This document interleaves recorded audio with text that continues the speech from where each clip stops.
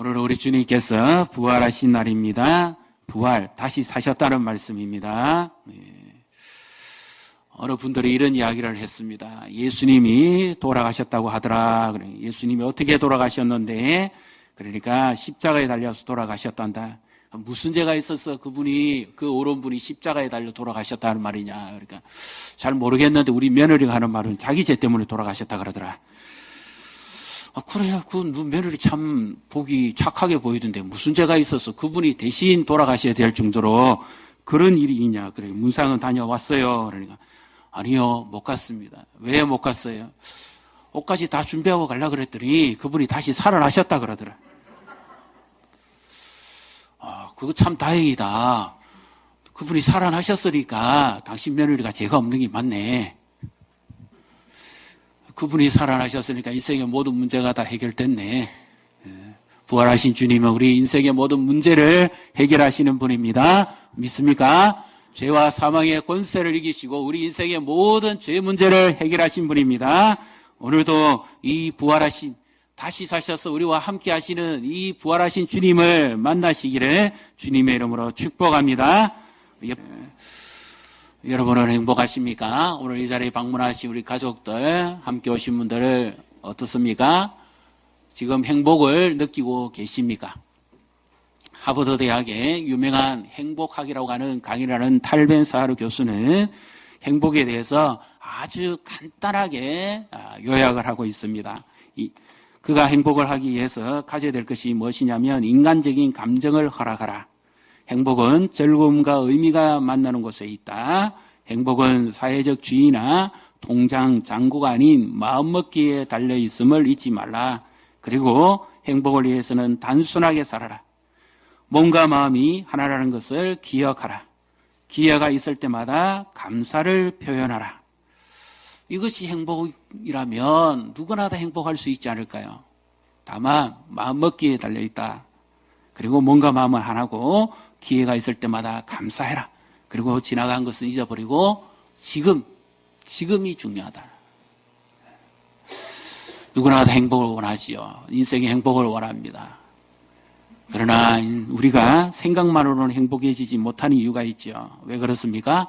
이 땅을 살아가면서 우리는 사건, 사고, 고통, 슬픔, 때로는 이별을 경험하기 때문입니다. 그 문제만 해결되어 줄 수 있다면, 질병이나 사건, 사고, 이 죽음의 문제만 해결되어질 수 있다면 인간은 정말 행복한 삶을 살아갈 수 있을 것입니다. 최근 유엔이 정한 나이에 보면 연령 기준이 달라지죠.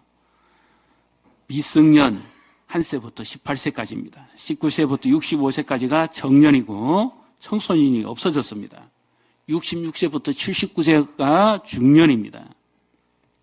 80세부터 99세까지가 노년이고요. 100세 이상을 많이 산 사람이라고 그렇게 정의를 했습니다. 이 자리에는 다 청년들만 계시네요. 축하합니다. 청년 여러분. 또 의학적인 연구에 하면 앞으로 줄기세포를 잘 이용해서 물론 또 복제를 해서 여러 좋은 결과도 있습니다만은 이런 또 연구를 하면 심지어 120세까지도 살 수 있다고 이야기를 하기도 합니다. 그뿐만 아니라 언젠가 인간의 지식이 더 발달하고 의학이 더 발달하게 되면 죽음 그 자체는 극복하지 못할는지 모르지만 이 수명에 대해서는 앞으로는 우리가 생각하는 그 이상의 삶을 살 수도 있을 것이다. 이렇게 지금 연구를 하고 있기도 한다고 합니다. 그럼에도 불구하고 인간이 반드시 하나 넘어야 될 과제가 있다면 그거는 죽음의 문제입니다. 죽음은 어느 가정에나 다 찾아올 수 있고요. 예외가 없습니다. 만약에 인간이 이 죽음의 문제를 해결한다면 가장 행복한 사람이 아닐까요? 죽음에 대한 두려움과 공포, 이 염려만 해결할 수 있다면 얼마나 편안하게 살 수 있을까요? 아무런 문제가 없겠지요. 오늘 이 성경에 보면 예수님이 사랑하셨던 가정이라고 되어 있습니다. 3절에 그 가정에도 문제가 있었습니다. 사랑하는 자에게 병이 있었습니다. 그 병은 심각했고 그리고 그 병으로 인해서 끝내 죽게 됩니다. 그런데 예수님은 그 소식을 듣고도 빨리 가지 않습니다. 불과 거리가 어느 정도인가 하면 오리 정도니까 심리가 4km 같으면 오리 같으면 2km 정도밖에 안 되죠. 그러면 그 당시 아무리 교통수단이 불편했다 하더라도 한나절이면 왕래할 수 있는 거리입니다. 그럼에도 불구하고 예수님이 그 소식을 들으시고는 이틀을 더 머무십니다. 그리고 예수님이 이미 나사로라는 사람이 죽어서 장사를 치르고 난 다음에 나흘째 돌문에 이미 시신이 썩어서 부패하고 있는 그날에 찾아오셔가지고 이 나사로의 누이 마르다와 마리아에게 찾아오셔서 위로를 하십니다. 그러니까 전부 다 마르다도 마리아도 하나같이 예수님이 조금만 빨리 오셨으면, 아니 예수님이 그 소식을 들으시고 우리와 함께 하시기만 하셨다면 우리 오라버니가 어떤 병에 걸렸든지 죽지 않았을 것입니다.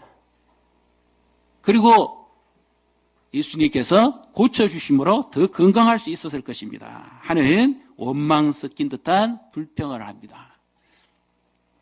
예수님이 사랑하는 가정이었다니까요. 5절에도 보면 예수님이 유독 사랑했습니다. 이 베다니에 있는 이 남매에게 예수님은 가끔씩 들으셔서 목을 축이기도 하시고 또 식사도 대접받고 가시기도 하시고 쉼을 누리기도 하셨던 바로 사랑하는 가정이었습니다. 그런 사랑하는 가정임에도 불구하고 그 가정에 질병과 죽음의 문제가 찾아왔다는 거죠. 인생에는 누구나 모든 가정에 우리도 한 번씩 또 겪고 있고 겪게 될 것입니다. 그렇기 때문에 사람은 질병과 두려움, 죽음에 대한 공포에서 벗어나지 못하기 때문에 행복할 수 없다 하는 것이죠.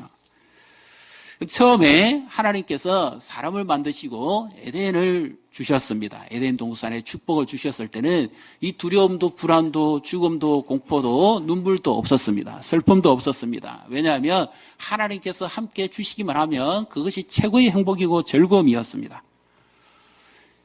존 밀턴이라는 사람이 쓴 유명한 명작이죠. 신라권이라는 그 내용을 보면 하나님께서 모든 영광을 다 받으시고 늘 이 세상의 모든 피조물로부터 존귀와 찬양을 받으시니까 그 가운데 잘 수종들던 이 사단이라고 하는 악한 천사가 타락해서 지옥에 떨어지게 됩니다. 갇히게 되죠. 그러니까 이들이 뜻을 같이 해가지고 보복을 하자. 감히 우리가 하나님께 달려들 수는 없으니까 그러면 누구를 괴롭히면 되겠느냐. 뜻을 모아서 하나님께서 만들어서 가장 기쁘게 여기는 저 사람들을 공격하자. 그리고 저들을 향해서 죽음에 이르게 하자. 그래서 그 악한 영들이 나와서 에덴 동산에서 행복하게 살아가고 있는 아담과 하와에게 속입니다. 네가 이것을 먹어라. 그러면 네가 하나님처럼 될 것이고 네 눈이 밝아질 것이다. 그래서 여자인 하와를 속이고 먹게 하고 또 그의 남편 아담에게도 주어서 먹게 합니다. 그것만 안 먹었으면 영원히 행복할 수 있었는데 그것을 먹고 타락함으로 말미암아 죄를 얻게 되는 거죠. 그래서 죄를 가진 사람은 누구나 다 죽게 되어집니다. 성경은 말씀합니다. 죄의 석선 사망이다. 사람은 끝내 왜 죽습니까? 죄값으로 해서 죽습니다. 그 죄만 없으면 죽지 않아도 됩니다. 그런데 이 고통이 그때부터 찾아오기 시작합니다. 배고픔과 굶주림뿐만 아니라 두려움, 에덴 동산에 쫓겨가지요. 그리고 질병도 찾아옵니다. 그리고 우리가 원하지 않는 노화도 찾아오고 끝내 죽음에 이르게 됩니다. 왜 그렇습니까? 하나님께서 네가 이것을 먹는 날에는 정령 죽으리라. 이 말씀은 반드시 죽고 또 죽는다는 말씀이었습니다. 이 죽음의 의미는 두 가지입니다. 첫째는 하나님과의 관계가 끊어져 버린다. 영적인 단절이 이루어진다. 그래서 하나님을 알지 못하는 인생으로 살게 될 것이다. 그 다음에 또 하나는 육체적인 죽음입니다. 하나님께서 호흡을 불어넣어 주신 생명이 언젠가 그치게 될 것이다. 그것이 우리 말하는 1차적인 죽음이라는 거죠. 육체적 죽음입니다. 그래서 성경은 더 육체적인 죽음보다도 더 심각한 죽음을 이야기합니다. 그것은 영적인 죽음입니다. 하나님이 이렇게 보시기에 좋고 아름답게 만드셨음에도 불구하고 끝내 죄로 말미암아 사람은 죽음을 얻게 되고 질병과 고통을 당하게 되어집니다. 이 나사로의 가정에도 바로 이 죽지 못했습니다. 사랑하는 자라고 할지라도 우리도 사랑하는 자, 내가 사랑하는 자, 내가 사랑했던 자 병듭니다. 고통을 당합니다. 사건 사고를 당합니다. 그리고 떠나갑니다. 인간의 힘으로 더 이상 잡을 수 없는 시간들이 옵니다. 근데 예수님이 누구보다도 이 죽음과 고통을 아셨고, 예수님이 심지어 오늘 우리 말씀에 보면 그 무덤가에서 심히 통불히 여기셨더라. 이 말씀은 너무 그 상실감과 그 죽음에 대한 고통이 예수님 자신에게 크게 와닿았다는 겁니다. 사람의 몸을 입고 이 땅에 오신 하나님이시지만 그분은 얼마나 그 고통이 큰지 그것을 아셨습니다.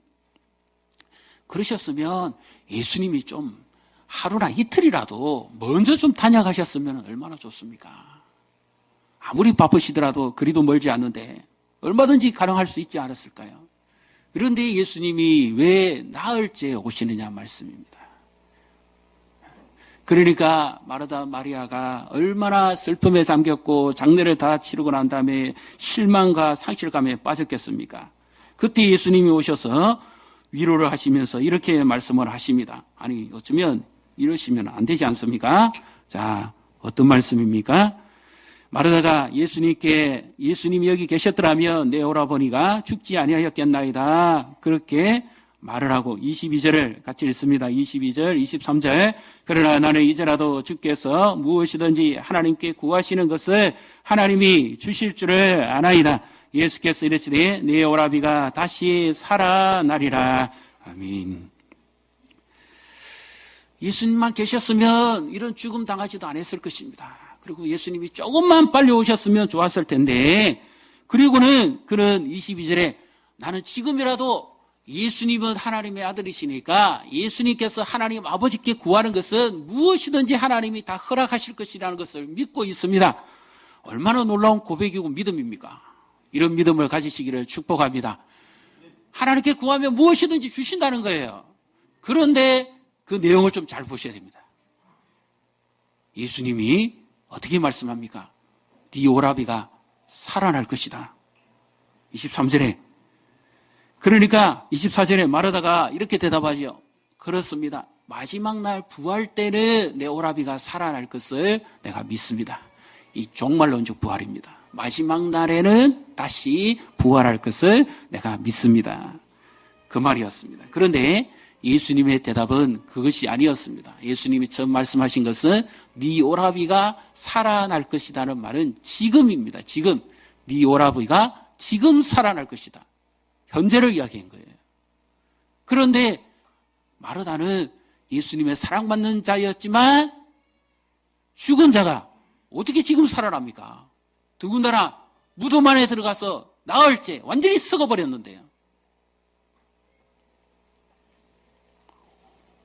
그것은 도무지 있을 수 없는 일이죠. 하나님의 아들이시라 하더라도 그건 도무지 있을 수가 없는 일이죠. 그런 일을 본 적도 없지 않습니까?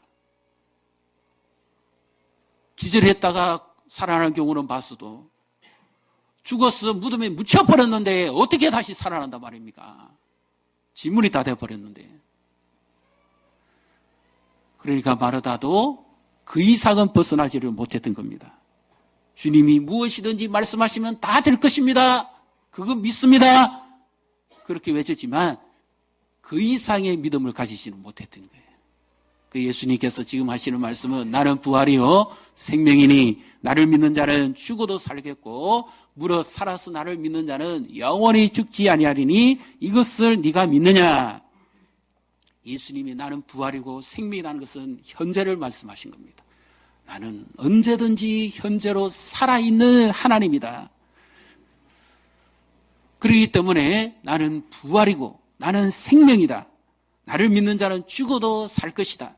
자, 여기서 우리 한 가지 이 문제를 풀어가 봐야 됩니다. 아니, 그럼 예수님이 이렇게까지도 하실 수 있었으면 더더욱 예수님이 더디오신 것에 대해서 원망스럽지 않습니까?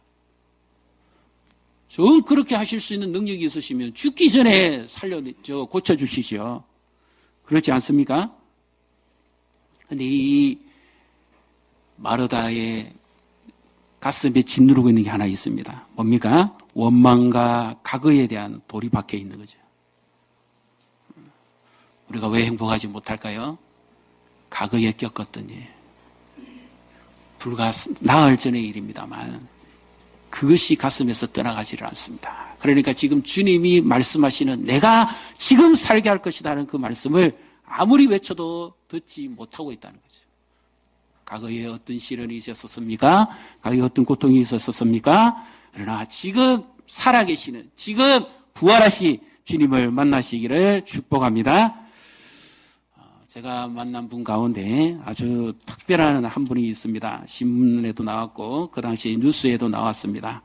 혹시 아시는 분이 계실는지는 모르시겠습니다만은 우리나라 1997년 8월 6일 날 금요일 밤 오전 1시 55분경에 감 현지에서 일어난 사건입니다.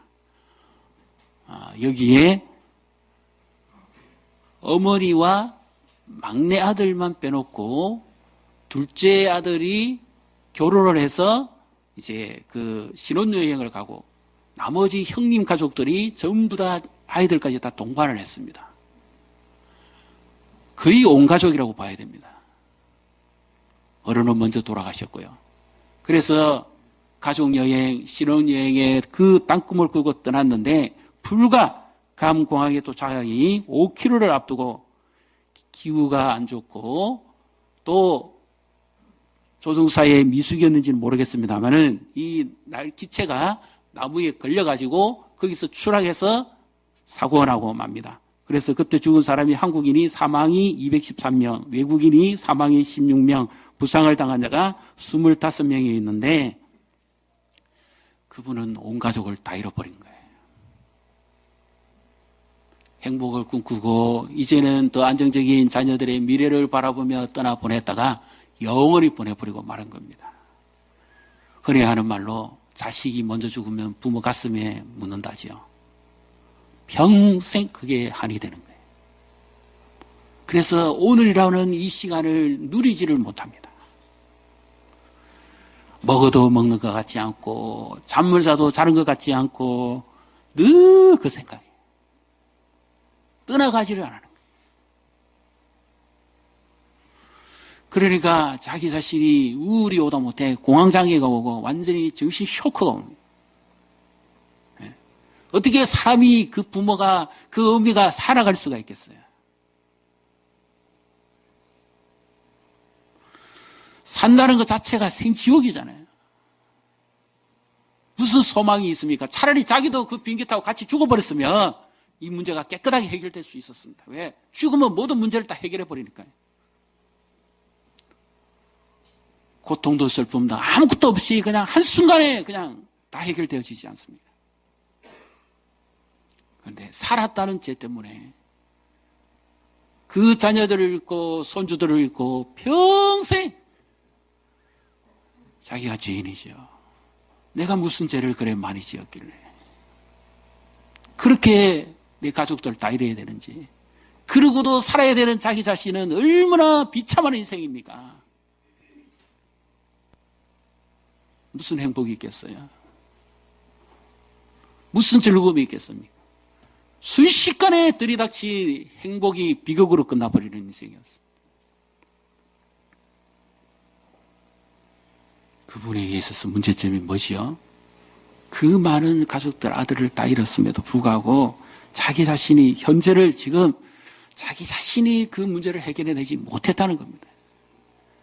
과거에 매어 살고 과거의 충격과 과거의 상처와 과거의 상실감과 과거의 아픔의 돌에 꽉 눌려버린 거죠. 조금 더 들어갈 틈이 없습니다. 무슨 힘으로 살아갈까요? 무슨 인생의 의미가 있습니까? 하루하루 죽기만을 기다리는 인생이죠.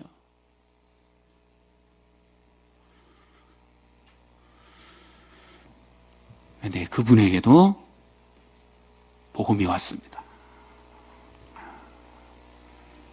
그 아들들 너무너무 아깝고 귀하지요. 그런데 누구와 비교할 수 있겠습니까? 아무 비교할 수가 없습니다. 예수님은 하나님의 아들이신데 죄도 없으신 그분이 죄인들이 우리의 죄를 대신 지시고 우리의 죄값을 대신 지불해 주시고 십자가에서 죽으셨다는 것. 그리고 그분이 죽은 가운데서 다시 부활하셨다는 것.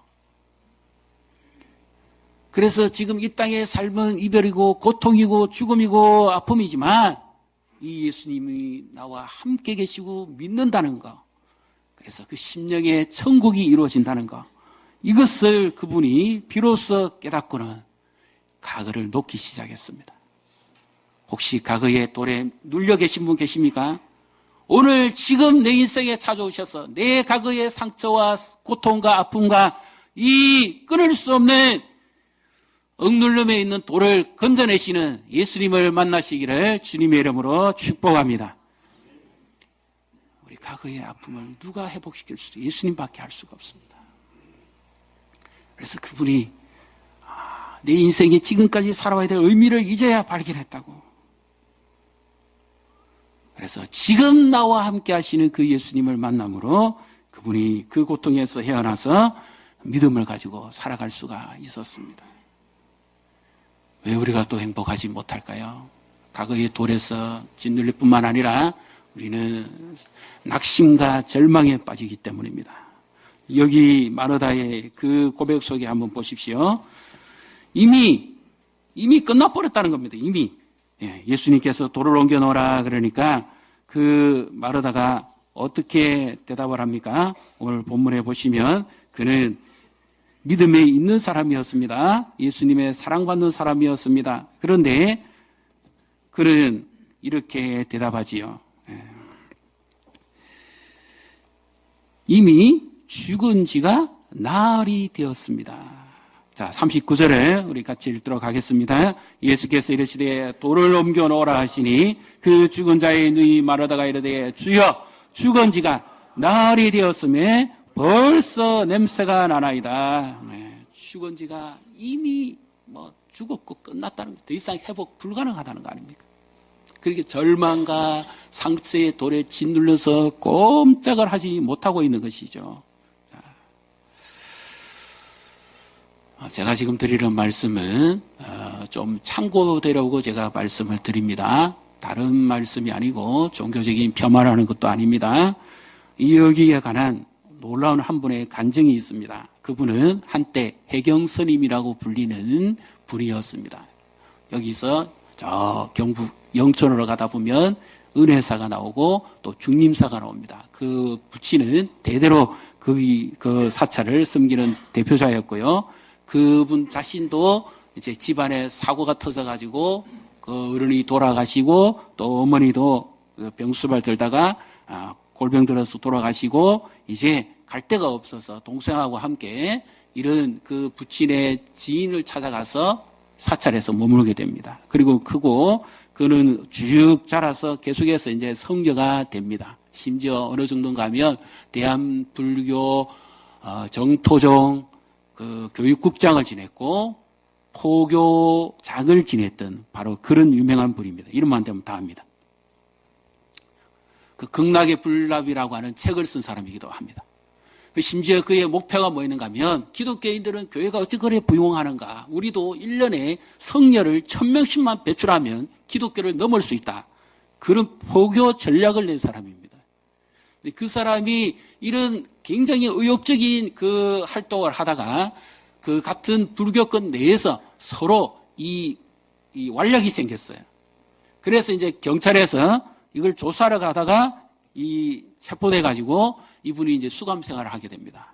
그래서 평상시에 그는 수감 생활을 하면서 이제 그래도 그가 성녀니까 이 경전을 가까이 하고 수련을 하고 이렇게 지냈는데 어느 날은 아무리 자기가 원하는 그 교도관에게 그 책을 달라 그래도 그 책이 없다 그럽니다. 그래서 어쩔 수 없어서 교도관이 그러면 여기 다른 책이 한 권 있는데 그 책을 한번 읽어보시겠네 해서 던져준 책이 뭐냐면 성경이었습니다. 자기는 평상시 불교의 법화경 뭐 이런 걸 쭉 읽다가 수련을 했는데 성경을 던져주니까 이 성녀가 하도 자기 신세도 그렇지만 기가 차서 아니 성녀 보고 성경을 읽으라 그러면 되냐고 그래 집어 던져버렸다는 거예요. 그런데 가만히 있으려고 그러니까는 아무것도 할 것도 없고 너무 답답하고 자기가 수감생활하니까 꼭 뭔가 지옥 같은 생활에 짓눌려 있는 거예요. 절망입니다. 언제 풀려나가겠다는 희망도 없고 그 돌이 자기를 꽉 짓누르고 감옥문을 닫은 것처럼 자기 인생을 꼭 닫아난 겁니다. 빛도 안 들어오죠. 그래서 자려 그러니까 그것도 안 되겠고 그래서 어쩔 수 없이 그 교도관이 던져준 성경책을 읽기 시작합니다. 그런데 여기서 하나님의 역사가 나타납니다. 어디를 보는가 하면 누가복음 7장을 보니까 누가복음 7장 이런 내용이 나옵니다. 나인이라고 하는 성에 한 가부가 삽니다. 근데 그 가부에게는 사랑하는 외아들이 있었습니다. 그런데 지금 장례를 치기 위해서 그 시신을 운구하는 그 장면에 예수님께서 오셔서 그 청년에게 일어나라. 그러니까 바로 이 청년이 죽음에서 일어난 거예요.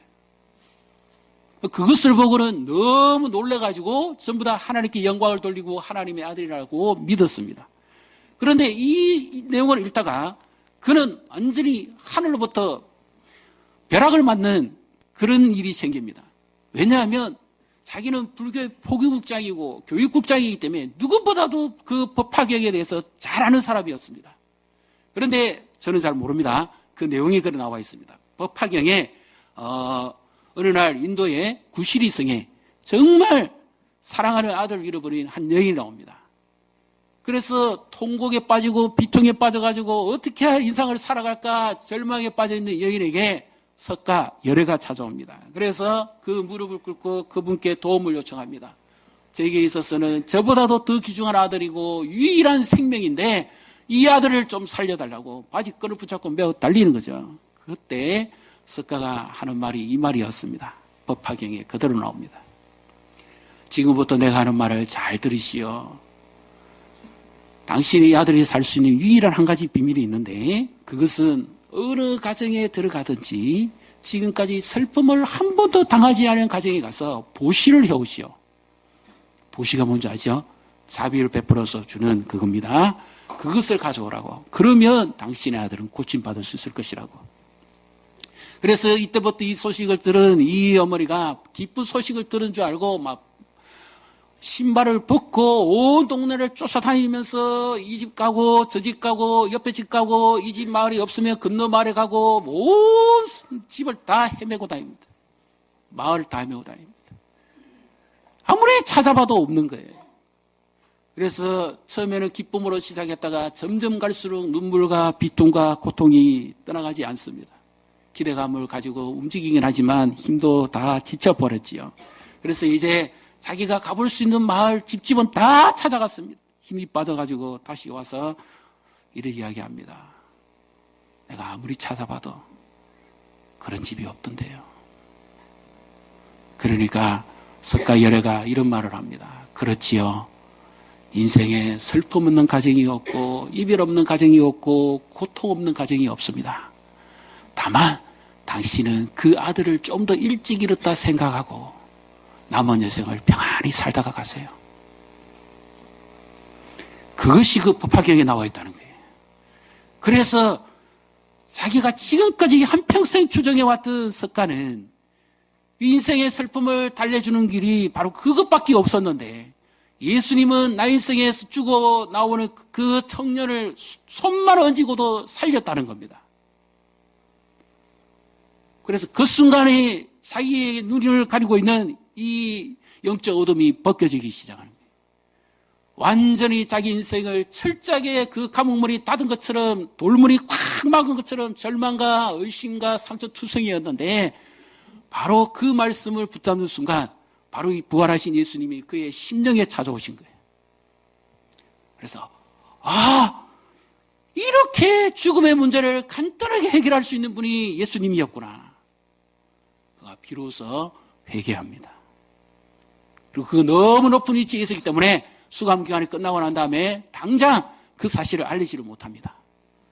나중에 어느 시점에 그가 나가서 이제는 역전도를 하는 거죠. 예전에는 1,000명씩 성녀를 모았던 사람이 이제는 예수만이 진리고 예수의 부활만이 진정한 능력이다.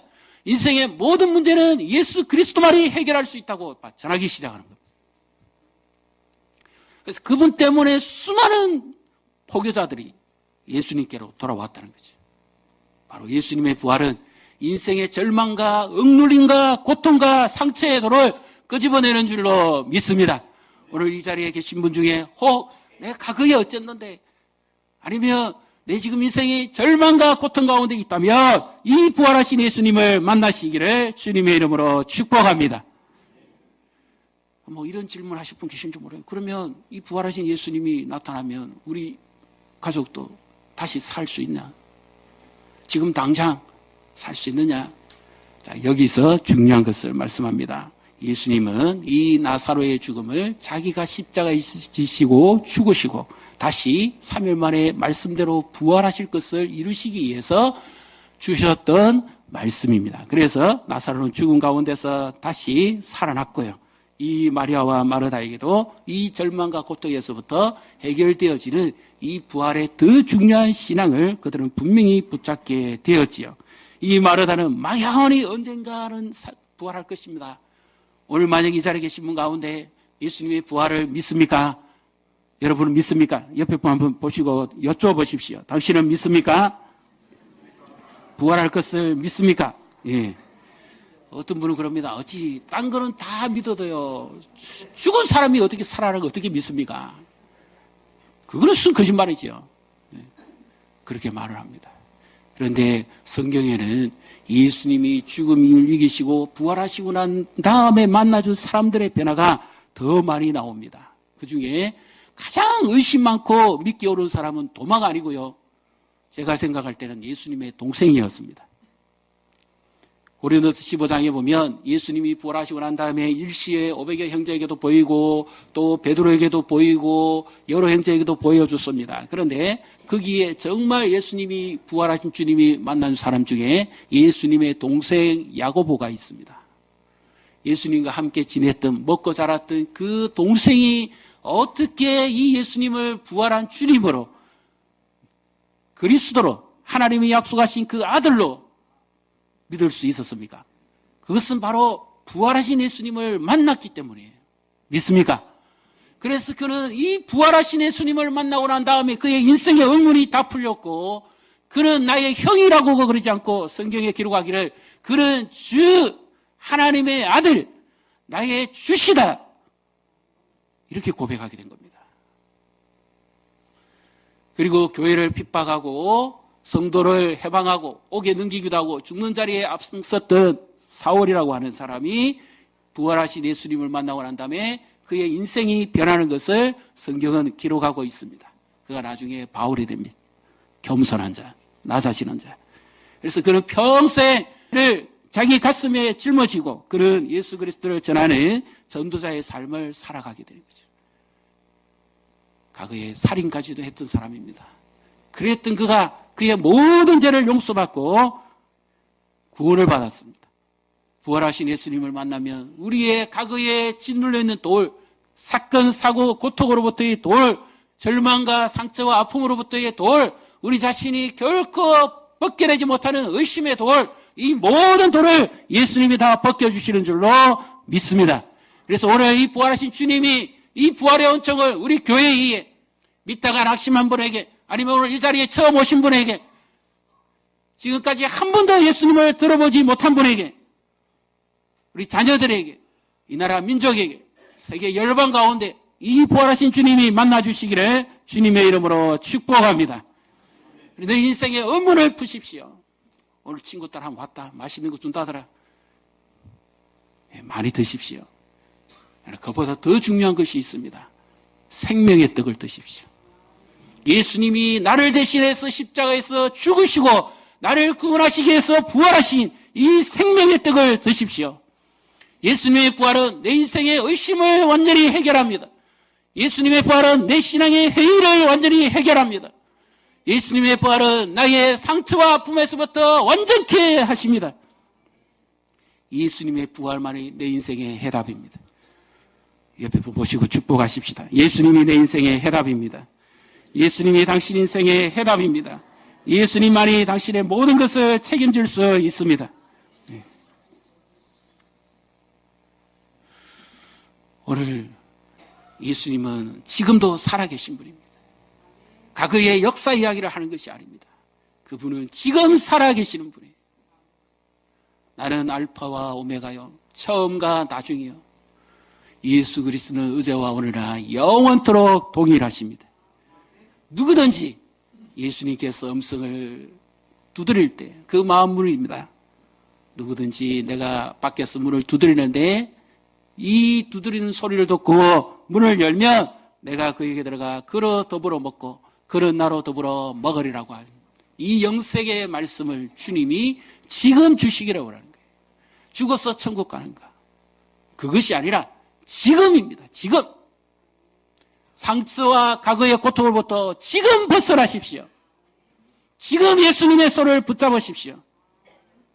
절망과 고통으로부터 지금 벗어나십시오. 내일 하려고 하시지 말고.